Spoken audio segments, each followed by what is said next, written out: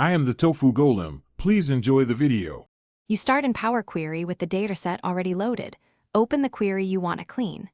Click the column Header Filter and look for the Null checkbox to immediately reveal null rows. Once done, decide whether to delete, replace, or fill nulls. This choice depends on data density and analysis needs. For small numbers of nulls, removal is fastest. For structured gaps, choose Fill Down or Replace Values. Make sure to keep a copy of the original query before transforming. Now apply the chosen transformation step by step. To replace, select the column, choose Replace Values, enter null as the value to find and your substitute. Power Query writes a replace step. To propagate context, use Fill Down or fill up on ordered data so related records inherit values.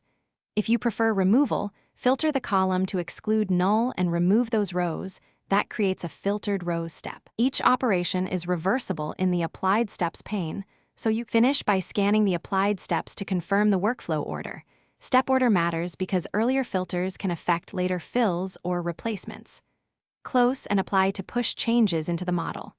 Once in the report view, create a quick table or card showing null counts, or use a simple visual to confirm no nulls remain. If you still see nulls, make sure data types match the replacement value and reorder, or remove conflicting steps. That single fix usually resolves lingering nulls. Thanks for watching. Consider subscribing if we helped you today.